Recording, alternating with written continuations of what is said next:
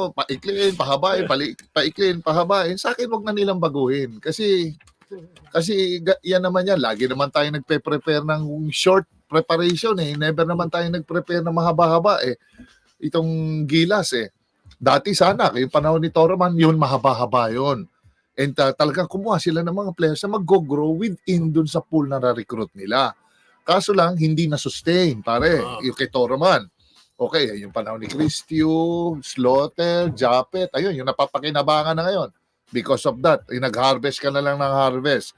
Ngayon, pare, sa akin, itong gusto nilang bawasan, wag na. Kasi every team, all teams dyan sa PBA want yung teams nila of maximum exposure sa media.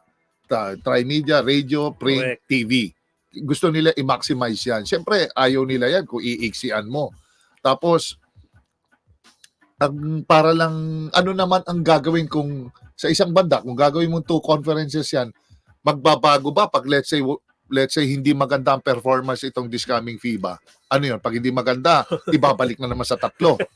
O pagka maganda, di ba?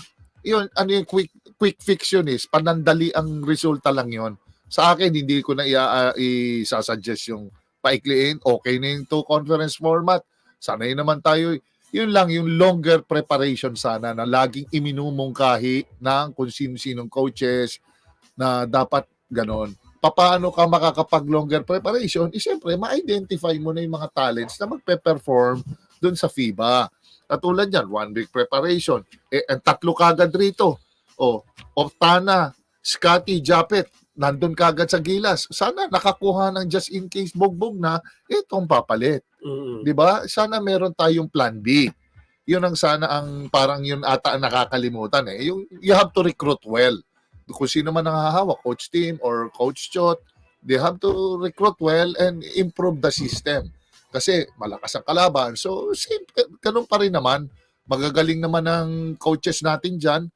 It's just that kailangan lang talaga fresh legs, mga bata, tapos yung fully committed.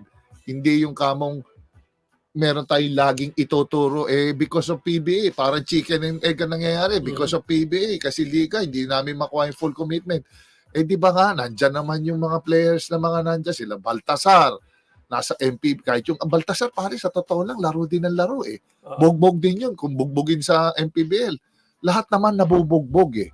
It's just siguro bigyan lang ng time para makarecover sila. Tapos yung chemistry, I don't know kung mai-speed up mo pa yan.